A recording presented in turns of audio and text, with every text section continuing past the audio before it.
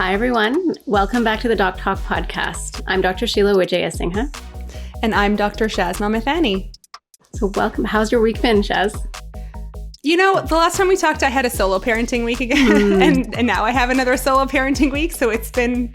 Those are the best. We'll say challenging. Yeah. But my husband gets back tonight and I'm very happy. Yes, I miss him, but actually I'm just going to be happy to have another parent to help me. So my week's been busy. How about yours?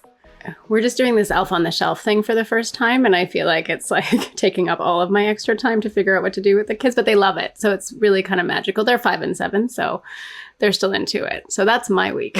Okay. I have refused to do elf on a shelf. Fair. My daughter keeps asking me and I'm like, we don't do that in our house. So I don't know how long that's going to last for. But anyway, I didn't want to do it because I was like, I don't want to have somebody watching in our home. And then 1 minute into it, I was like, do you realize that if you don't behave, Santa's not going to come? And I 1 minute into it, it was against everything I wanted to do. Yeah, which is why I refused. But anyway, so to our episode today. Today it is our first episode with a guest. We are so thrilled to be joined by a very special guest today, Dr. Hayley Wickenheiser. So Hayley's career intersects both sports and medicine. So in the sports world, she is a 4-time Olympic gold medalist and now the assistant general manager of the Toronto Maple Leafs, which I will not hold against her as an Oilers fan. But I think she is actually an Oilers fan, so it's okay. We're good. And in the medical world, Hayley practices both family and emergency medicine in the GTA. So thank you so much for joining us today, Hayley. Oh, thanks for having me, you guys. Great to be on. We're so excited to have you as our first guest, Hayley. It's incredible to hear your story. I've watched you for years, watching hockey and followed your career. So thank you for being here. You know, I'm sure most of our listeners know about your career as a professional hockey player, but some may not know that you're actually a doctor now. And so can you tell us a little bit about what made you decide to go into medicine and take on this career as a physician? Yeah, I had these, Shazma's right, I had these 2 dreams as a kid. I was going to win a Stanley Cup for the Edmonton Oilers and along the same lines, go to Harvard Medical School. And I think because I grew up in rural Saskatchewan, Shaunavon, Saskatchewan, and there was a kid, I think, on my block that had a Harvard t-shirt. So I just was Harvard's the place to go. But medicine and hockey. And from a really young age, 9, 10 years old, I really liked both. There was a little girl in our community, my neighbor, actually, she kind of got backed over by the grocery delivery truck in our community and was seriously injured. And so with my neighborhood kids, we were like a posse that went to the hospital every day after school for several months while she was rehabbing. And I got really inspired at that age to want to do medicine. So my parents were teachers and they always talked about what's your life after plan. You're not going to make millions of dollars playing hockey. So as I was in one career, I was preparing for another, which was medicine. And in the last few years of my career, I did a lot of shadowing and mostly in the Foothills Hospital, the emergency department there with some doctors that I knew. And I knew that it was very similar to hockey and it would be a good parallel for life after. Amazing. That's so great. And so, I've been excited to have you on the podcast after meeting you for the first time just a couple months ago when we were in Halifax. We both attended the International Conference on Physician Health. And Hayley, you gave a keynote there. And in that keynote, you touched on it a little bit, where you talked about how your sports can learn a lot from medicine and that medicine can learn a lot from sports as well. And that certainly intrigued me. That's why I waited to come and meet you and come and chat with you. I mean, obviously big hockey fan, so fangirling as well, but I thought this would be a great conversation to dig into a little bit more. So can you tell us how did your career as an athlete help you in medicine and now in your career as a physician? Well, everything that you learn as an athlete, I use every day inside of medicine. So you guys know this, discipline, working in a team, making decisions quickly, regulating your emotions, taking care of yourself. All of these things you need, I think, to practice medicine well and to survive inside of medicine, especially as you go through the training to get to the end. And so there's so many moments in my career so far that I just go back to what I learned as an athlete. We had, one of them is act as if. So there's a big imposter thing that goes along with being in medicine, I think, when you first start. And so a lot of times as athletes, you don't feel good every day. You're tired, your body hurts, you have trouble getting motivated to be your best. And so in my career, I would I would tell myself, okay, I've got to act as if I'm not tired, I'm not hurt, I'm not sore. I do that a lot inside medicine. Act as if I know what I'm doing in this moment, or I have to behave a certain way in a certain situation. So there's just so many ways that sport helps medicine, and they're very, very similar. And then on the flip side, I would say that, one of the things in medicine that I really think that the sports world could take is I've been able to be around a lot of great communicators in medicine, and the ability to be able to communicate with human beings, and especially in their worst moments on a very deep level, which you guys do every day as well. So we're not great at that in sport, especially in men's sport. I work with the Toronto Maple Leafs, and a lot of times it's just like stuff it, suppress it, forget about it, it'll go away, or we'll deal with it later. But I think the ability to communicate with this generation of athletes is a really good skill to have. Are you seeing that in this generation a little bit more, like a more of a willingness to want to talk about we're talking about our feelings all the time in medicine. I feel as a family doc, that's all I talk about with my patients. But do you notice that change with this generation? Yeah, I do. Players now, 15, 20 years ago, even when I was playing and I played pro men's hockey in Europe, the culture and the attitude was, I'll tell you what to do and you're going to go do it, and no one's really going to push back. Now, if you operate like that, the players will eat you alive. You have to, it's very collaborative. Players, they want to have a say. They want to feel heard. I find elite athletes are very sensitive people on many levels, like both like intuitively, body wise, but also emotionally, because to be a great performer, you generally are, and you have to be in tune with everything that's going on. So it is changed a lot that way. And I think coaches today, they understand that if you are going to get the best out of your players, you do have to be able to communicate and relate to them, not just on a hockey level, but also on a human level, and care about who they are, regardless of, not just when they put the equipment on and step on the ice. That's amazing. I wanted to touch upon, you've played in women's leagues, but also men's league. You just mentioned being a woman in medicine has its own challenges. We have a gender pay gap in medicine, similar to in sport.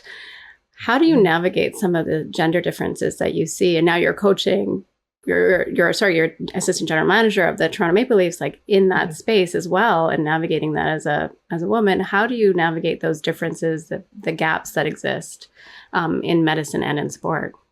Mm-hmm.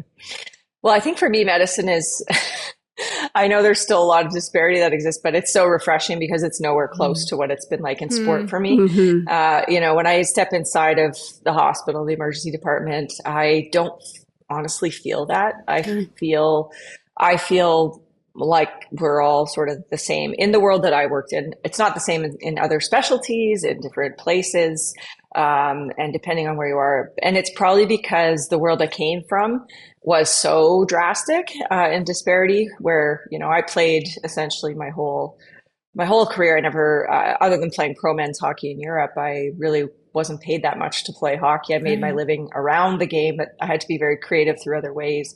And now you're seeing professional women's hockey. Their, salaries are 80 to 100,000, quite modest for pro athletes, and their male counterparts are 10, 20 times that much. So it's still it has a long way to go. So I think when I compare the two worlds, they're not even close yet. Inside medicine, I think there is still a bit of a disparity that exists. But honestly, through my training, I didn't really see or feel it that much. Maybe inside some of the specialties like surgery and other, where women are so outnumbered, those are the areas that still have a long ways to go. But it was refreshing in a way for me, to be honest. That's a really good point. And I think that perspective, for me, I find that valuable. I'm an emergency physician as well, so a lot of similar things. And yes, there is definitely gender inequity that continues in medicine. There's the gender pay gap certainly exists, but it certainly provides perspective to know that I think there are a lot of things being done to try to bridge that gap and close that gap. And like you said, in some specialties more than others, we know that surgical specialties in particular have a very large gap when it comes to pay inequity in medicine. But it's a good reminder that there are lots of other professions out there that have it much, much worse than we do in medicine. And there's a long way to go on multiple fronts. Hayley, you wear multiple hats just the way we wear multiple hats, right? You have your sports hat, your medicine hat, you're a mom like we are. And, for Sheila and I have talked about this a little bit on the podcast before, with all these multiple hats, the cognitive load is high. The risk of burnout is especially high. As a fellow emergency physician, I'm sure you feel every day that, the stat that is that emergency medicine is the highest burnout specialty that exists. So can you tell us a bit about any burnout that you've experienced either in sport or medicine, and what are things that you do to help mitigate it, to help keep it at bay?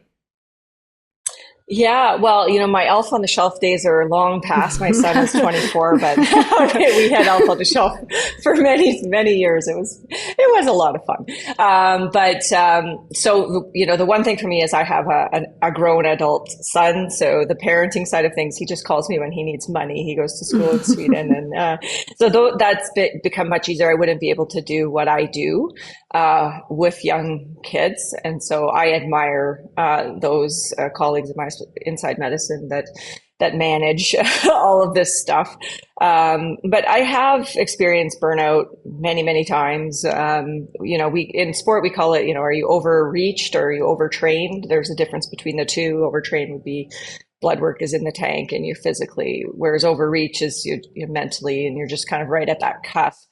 And I remember, I think it was before the 2010 Olympics, where I got to that state where our physiologists and physicians for our national team said, you need to just go home and lay on the couch for a week and not do anything and don't even bother coming to the rink, because I was just absolutely smashed. I had pneumonia. My blood work was in the boots. I was overwhelmed. There was lots of things there that I was dealing with, and I've seen it happen in my teammates through time. And it's because when you're trying to do things at a high level, so trying to win an Olympic gold medal, you're pushing so hard all the time, and you can push, it's important to push kind of to the point, but not get over that edge. And I think when people kind of fall over that edge, that's when problems start. So the one thing I promised myself when I started medicine was that I was at no cost going to give up my health or my sleep. And as you guys know, that's not always possible, especially on the sleep front. But I do believe that I have come out the other side of, residency and med school. And I really had to work at it. I had to carve out early morning training sessions. When I could sleep and go to bed early, I did. Even the food, the lifestyle of being a med student or a resident is not great. And I would just try to make it work for me. I said, I can't, if I sell my soul to this thing, it will take it, because, you're just you're a cog in the wheel. Right. And so those were two things that I knew from my life as an athlete that I had to protect. And so I feel like I'm in good shape now, just starting my career really in medicine, that I know kind of what to watch out for. So for me, the signs of burnout in medicine, often, in the emerge, I start to feel annoyed at every little thing, frustrated, patients annoy you, staff annoys you, everything like that. But then also just not feeling like I can ever catch up or keep up with the demand. The weight of our system right now, the burden, the unhappiness that I think patients experience in these long wait times and things like that. And then also just not being able to know everything. And am I going to have the time to figure everything out, especially I'm early in my career. So I think just protective mechanisms for me, I try to do it like a bit of a routine. So when I actually come to the hospital, I have a bit of it's just like what I did as an athlete. You warm up for a game. I had 45 minutes before the game. I did very specific things to get ready, physical, mental, emotional warm up. I do the same thing when I'm going to go into a shift where, I listen to music. I might have a podcast on. And then as I get closer to my shift, I think about all of the badness that could go wrong and the things that I'm going to do. And then I physically change into scrubs. When I physically leave the hospital, I actually physically throw the scrubs into the laundry as a way to like leave the shift behind. For me, it was what I did when I took my equipment off after playing. I would take my equipment off and okay, that game is over. Another thing I did as an athlete is I would drink my Gatorade or water bottle, and after a bad shift, I would spit it onto the ice as a way to let go. Now, obviously, you can't do that in the emergency room, although we'd like to. Some of our patients do that sometimes. But how am I leaving things behind? And then I find another way to cope is having a great support system. I have 4 or 5 really good friends who are family or emergency docs that are kind of my mentors through my career so far, that if there's a case or something I'm wondering about, I always just call them and we talk. And I think that's how we all kind of cope too. We lean on each other, but it's a real thing. And the other thing that I would say is when I was competing, I would always find times in the year where I would completely disengage, whether it was like hit a hot holiday on the beach, just shut the phone off. And I still do that, where I will just tap out, even if it's for a couple of days, and just kind of say, okay, for these few days or whatever, I am not on as anything. And for me, that seems to work. So I think you have to do what works for you, but you've got to build this stuff in or it'll never happen. I think that's such a good point, because I mean, you know, the analogy that you had of like, we're just another cog in the wheel. It is. So I am like, I guess now officially mid-career. I'm like 10 years into my career. I finished residency in 2014. I kind of don't like to say the word mid-career, but whatever, here we are. So we'll say it. I'm way past mid-career then. If you're 10 years, I'm 20 years in right now. And it's like, I'm over the hill then. On the hill. But you know, it has taken me a lot of time to recognize that like, I think in medicine, it'll take whatever you give it. And, we often forget that like we are entirely replaceable at work. I don't think anyone ever wants to feel that way or say that out loud, because what we feel as individuals, what we're putting into medicine, I think feels so, like it feels like such important work at an individual level. And it is. But when you think about the grand scheme of things, like if you don't show up to work one day, your colleagues will be sad. The people around you will be sad, but life goes on. The patients will be seen and you're replaceable. But in other parts of our lives, we very much aren't. I mean, our health certainly isn't replaceable. And I think it probably took me too long to recognize that. But I think that's a really important point, especially in the context of burnout, because if we can't take care of ourselves, then what are we to everybody else around us, right? For sure. I mean, I feel like for sure. Yeah. Go ahead, Hayley.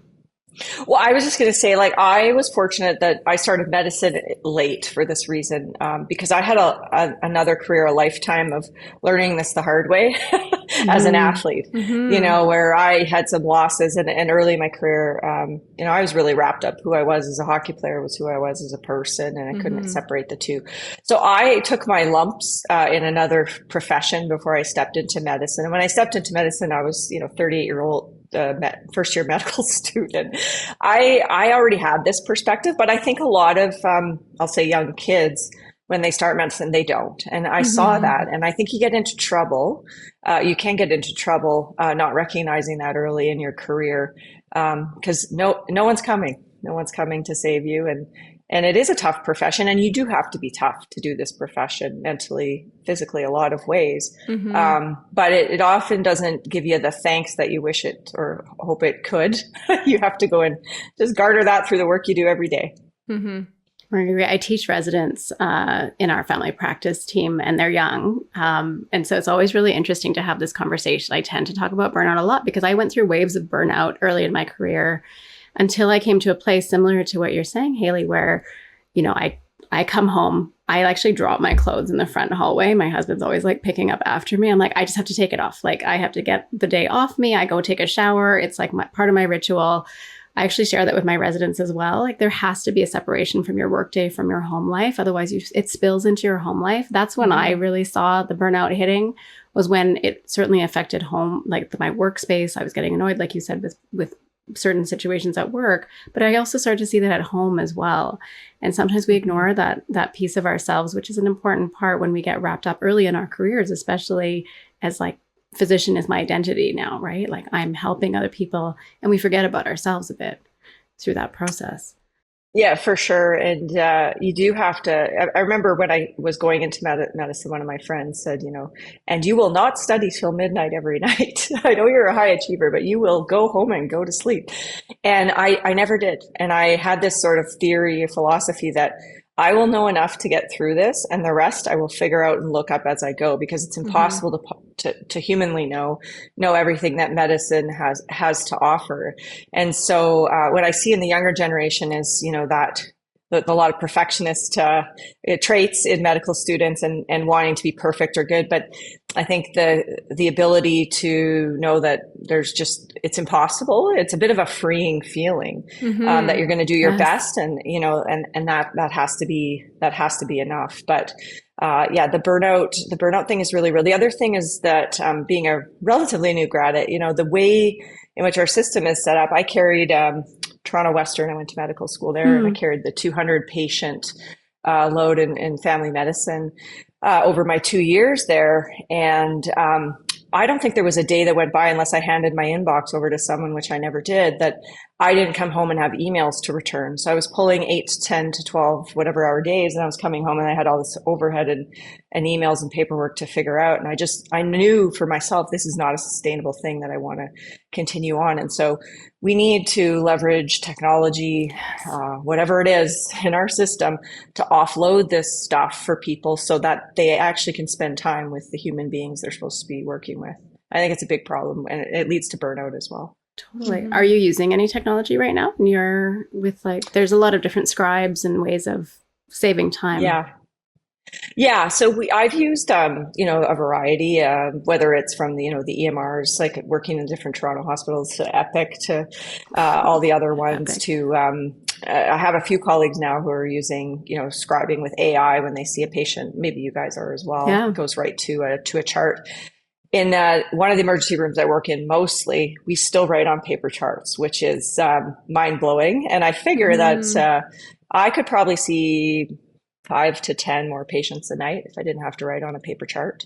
So these things that our system, I think we can do better with our system, and unburden and offload, so the human element is freed up to do the thing that you're trained to do, versus the paperwork that we all don't want to do. Absolutely. I think that ties in really nicely to a question I have for you around sort of just systemically what we're seeing in the Canadian healthcare system. You've worked in Calgary as well. You said the foothills, you did some shadowing, and now you're in Ontario. Sort of, you've seen a landscape of different healthcare settings, rurally and or in the urban settings. Are there any things that some thoughts on the challenges that we face? You mentioned technology and burnout and otherwise, but any other challenges that you see in our healthcare system that from your time working in these different spaces that are more systemic issues that we can try to advocate for change?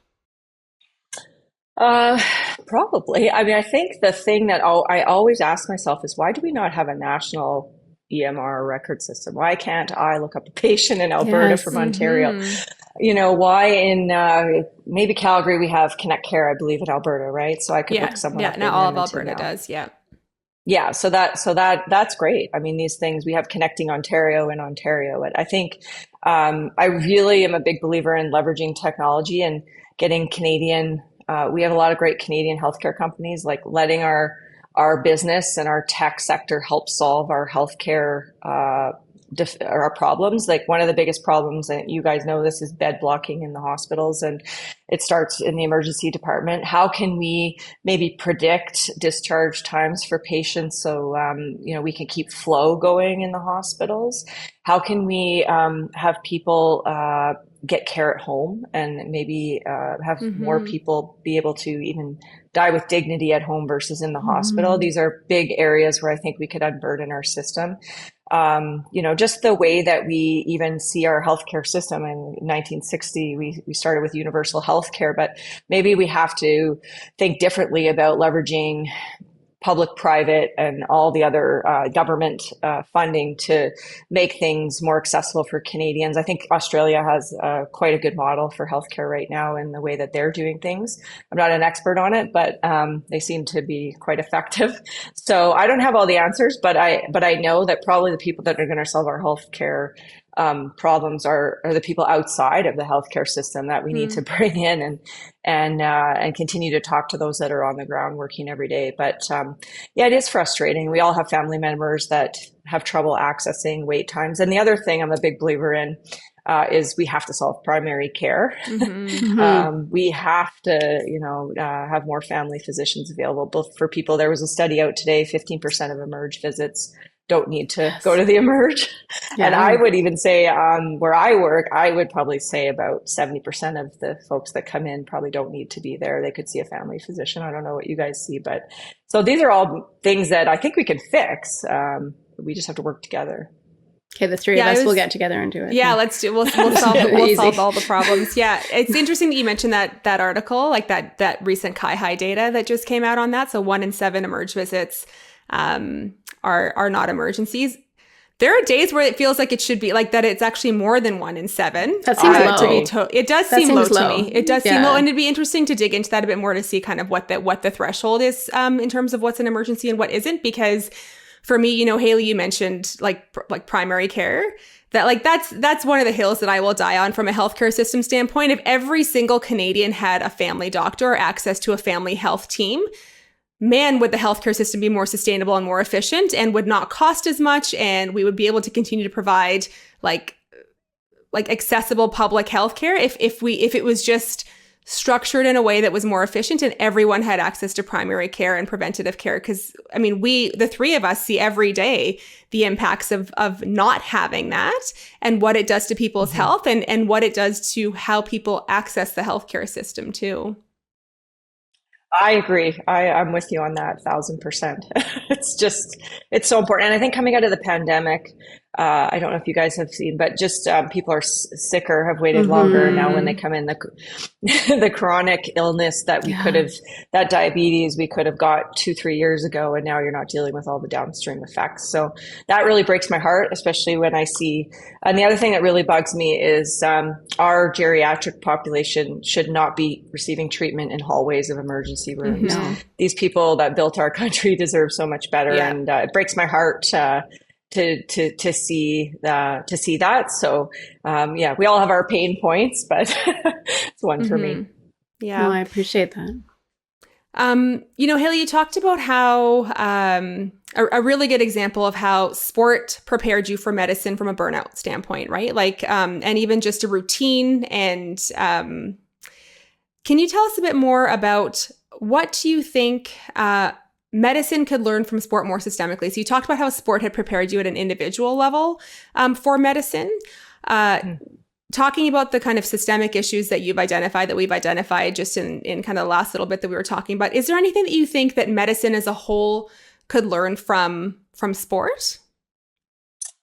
Yeah, there's a couple things. I mean, I think in the way that we're training our next wave or our next generation of physicians, I would love to see a little bit of discussion around resiliency and just because this is a really hard job. And if you don't want to do that, you shouldn't do it. But because it is hard, it taxes you, it'll suck your soul away, all of those things. But there is a lot of joy to be gleaned from this career as well. But along the way, you do have to go through some pain to get there in terms of the training, the long days, the studying, and all that stuff that goes into it, because it's hard.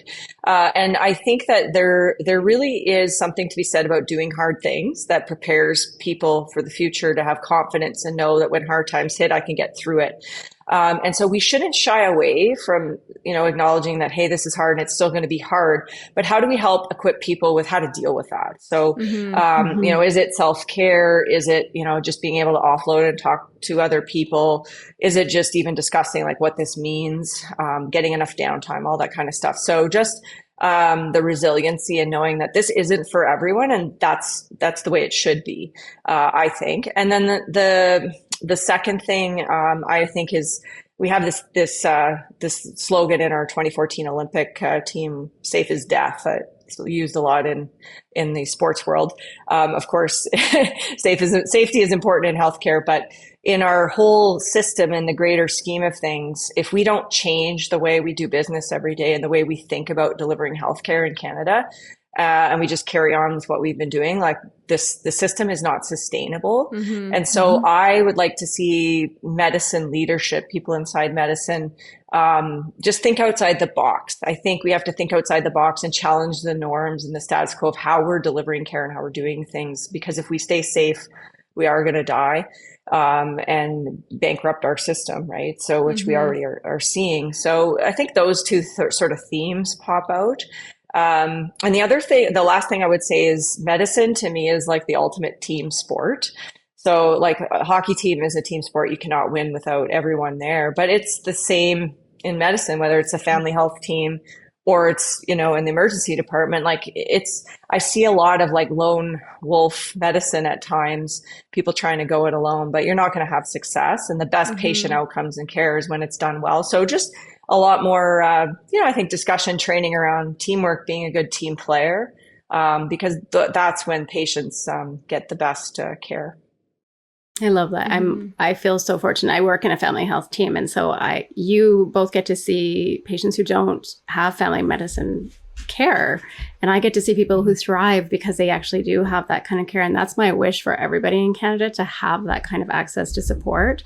And the emergency room would be really for the emergency needs, right? So I appreciate the work that both of you do so much in supporting our patients who don't have access to care in different ways. And because that is such a need right now in our system. So what we usually do at the end of our podcast, Hayley, is we offer a prescription to our listeners in terms of something specific related to a healthcare piece. But I wonder if you have any suggestions that you would tell patients, our Canadian population, around how to navigate the healthcare system as a bit of a prescription. Yeah, it's a great question. I do believe the squeaky wheel often gets the grease inside of our system. And so my sister's actually trying to navigate this right now. And she calls me and I tell her, keep calling, call the office. People are overwhelmed. People forget, there's backlogs. So you really have to advocate for yourself. So I would say, if you don't feel comfortable having someone that can advocate for you inside the system to make a call or ask questions, not everyone's lucky to have that, but people that advocate generally, I think, get to care quicker than those who don't. And I feel sad in saying that, but there are people that do fall through the cracks in our system. So I would say the squeaky wheel gets the grease in that way. And I think the second thing is to be proactive about your health. We live in a system in this country that it's a sick system. We take care. Canadian healthcare is amazing in times of crisis and emergency. We're always there for people. But maybe an area that we're not as good at is the proactive side of it. And patients have to advocate for themselves, and you have to be proactive in your healthcare. So make sure you're up on your screening, just your general visits, those types of things, because if you get on top of your health, you only get one chance at your health. And if you get on top of it sooner than later, I think people generally do better. That's perfect. What a great way to end the episode. Thank you so much, Hayley, for being with us today. A reminder that the Doc Talk is for general information purposes only. This podcast is not intended to replace medical advice from your doctor. While we are doctors, we are not your doctor. Always speak to your own healthcare provider for questions related to your personal healthcare needs. Thanks, you guys. That was a lot of fun. Thank you, Hayley. Thank you.